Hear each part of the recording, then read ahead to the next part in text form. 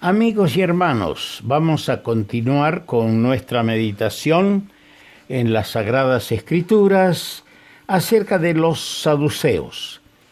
Vamos a leer en el Evangelio según Mateo, el capítulo 22. Mateo capítulo 22, versículo 23 hasta el 33. Dice así: Aquel día vinieron a él los saduceos, que dicen que no hay resurrección, y le preguntaron, diciendo: Maestro, Moisés dijo, si alguno muriere sin hijos, su hermano se casará con su mujer, y levantará descendencia a su hermano. Hubo pues entre nosotros 7 hermanos. El primero se casó y murió, y no teniendo descendencia, dejó su mujer a su hermano. De la misma manera también el segundo y el tercero hasta el séptimo. Y después de todos murió también la mujer. En la resurrección, pues, ¿de cuál de los 7 será ella mujer, ya que todos la tuvieron? Entonces respondiendo Jesús les dijo: Erráis ignorando las Escrituras y el poder de Dios, porque en la resurrección ni se casarán, ni se darán en casamiento, sino serán como los ángeles de Dios en el cielo. Pero respecto a la resurrección de los muertos, ¿no habéis leído lo que os fue dicho por Dios cuando dijo: Yo soy el Dios de Abraham, el Dios de Isaac y el Dios de Jacob? Dios no es Dios de muertos, sino de vivos. Oyendo esto, la gente se admiraba de su doctrina.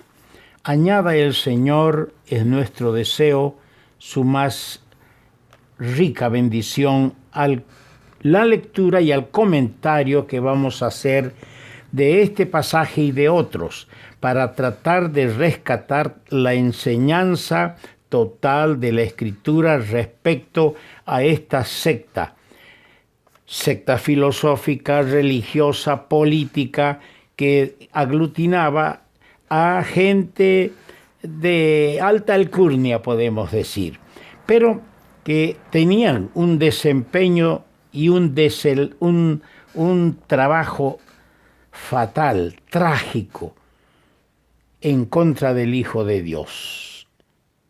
Ayer leímos este versículo 7 del capítulo 3 de Mateo, Mateo 3:7.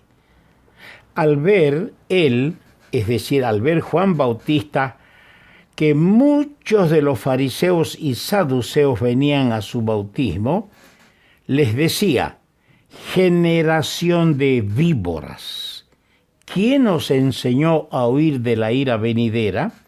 Mírese acá la contraproducencia que hay en esta expresión. Antes que ellos hablen, porque ellos venían para perjudicar, venían para pelear, para discutir a Juan el Bautista, pero él les ganó la delantera y los desenmascaró. Les llamó generación de víboras. Juan Bautista sabía que ellos tenían miedo a la ira venidera, pero negaban la resurrección. Y entonces, ¿de qué tenían temor? ¿De qué ira venidera? ¿Quién os enseñó? Porque ellos no creían en estas cosas. Estos fariseos eran una secta de los judíos que negaban la resurrección y la existencia de ángeles y espíritus. Así dice la palabra de Dios en Hechos, el capítulo 23, que también lo hemos leído.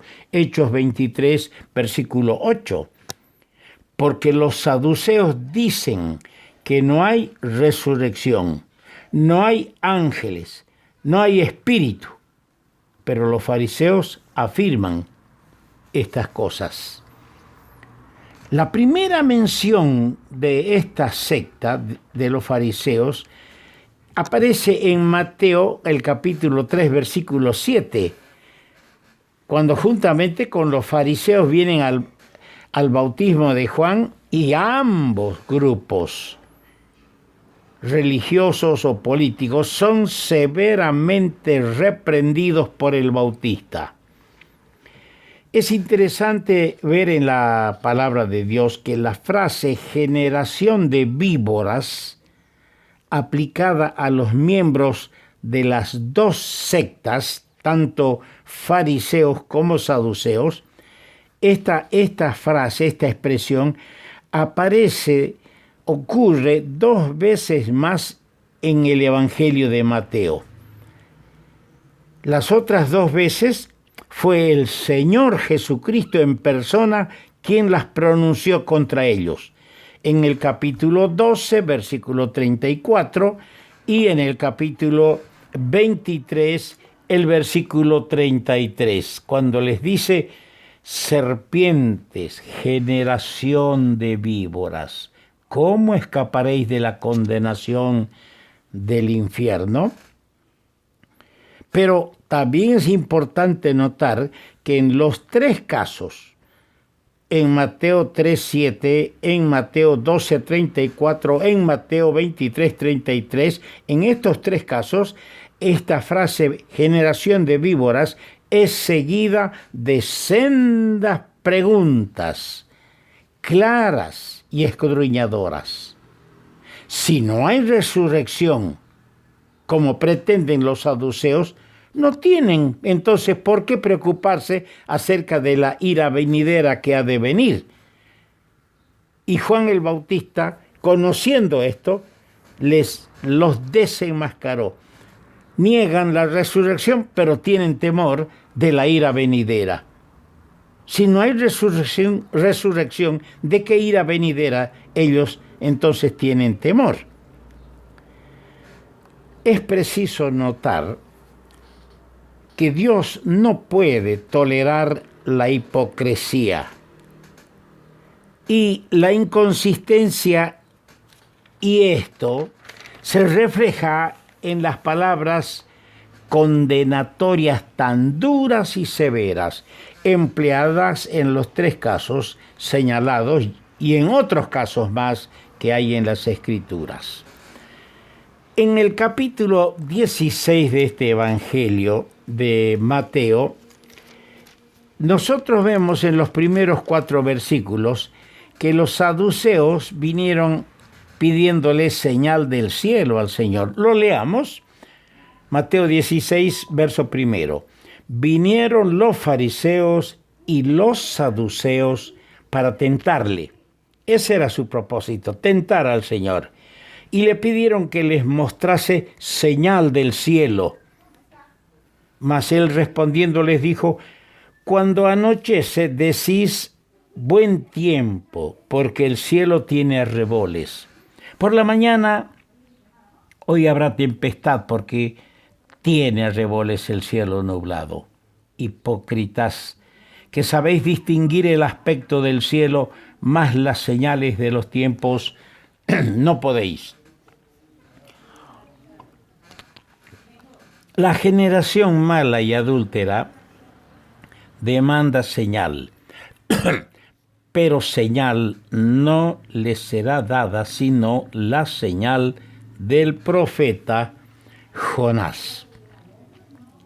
La segunda mención de estos sectarios que acabo de leer, y nuevamente los vemos en la compañía de los fariseos. Vienen con el deliberado propósito de tentar a Cristo y de pedirle una señal del cielo. El Señor los califica de hipócritas y les hace saber que la única señal que les será dada es la de Jonás profeta. ¿Cuál es la señal de Jonás profeta? Mire, yo leo el capítulo 22, versículo 39 de este evangelio. capítulo 12, verso 39. Él respondió y les dijo: generación mala y adúltera demanda señal. La generación mala y adúltera demanda señal, pero señal no les será dada sino la señal del profeta Jonás. Porque como estuvo Jonás en el vientre del gran pez 3 días y 3 noches, así estará el Hijo del Hombre en el corazón de la tierra 3 días y 3 noches. Pero hay algo más claro en el capítulo 11 del Evangelio de Lucas y el versículo 30. Porque así como Jonás fue señal a los ninivitas, también lo será el Hijo del Hombre a esta generación. Es decir, como Jonás fue señal a los ninivitas, también lo será el Hijo del Hombre a esta generación. Los ninivitas se arrepintieron porque se dieron cuenta. Mire, la noticia llegó a ellos. Este hombre fue arrojado al mar y estuvo 3 días y 3 noches en el vientre de un gran pez. El pez lo vomitó y volvió a vivir. ¿Qué señal más grande tuvieron a la predicación estos ninivitas? A la predicación del mismo Jonás que, como resucitado, emergió del vientre del gran pez. En otras palabras, el Señor hace clara referencia a su próxima muerte y resurrección. El Señor, al morir, esa era la señal de Jonás que les iba a dar. Al morir y resucitar al tercer día, después de 3 días y 3 noches de permanecer en la tumba, iba a ser la gran señal que ellos querían y buscaban.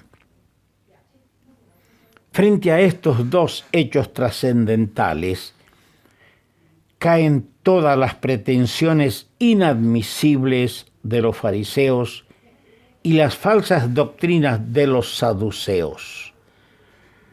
Los fariseos pretenden establecer su propia justicia, y para ellos y para todos los que le apoyan. La muerte expiatoria de Cristo y su gloriosa resurrección carecen de sentido y de significado para los fariseos. Si Cristo resucitó, las doctrinas de los saduceos que quedan totalmente refutadas. El Señor Jesús aprovecha la ocasión para exhortar a sus discípulos a mirar, a cuidarse y a guardarse de la doctrina de los fariseos y de los saduceos. Así les dijo en el capítulo 16, versículo 12, que se guardasen de la levadura, no era la levadura del pan, sino de la doctrina de los fariseos y de los saduceos. Se debe notar que el creyente en Cristo, nosotros los que somos de Cristo, debemos apartarnos no solo de todo mal moral, sino también de todo mal doctrinal. La palabra del Señor es clara. Si tendríamos que ir buscando todas las enseñanzas de todos los pasajes bíblicos, veríamos, por ejemplo, en Romanos 16, 17, mas os ruego, hermanos, que os fijéis en los que causan divisiones y tropiezos en contra de la doctrina que vosotros habéis aprendido, que os apartéis de ellos.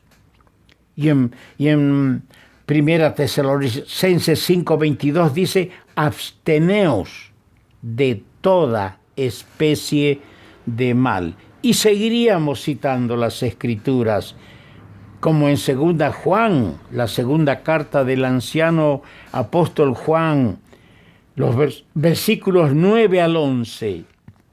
Tenemos que apartarnos de los que no traen la doctrina de Cristo.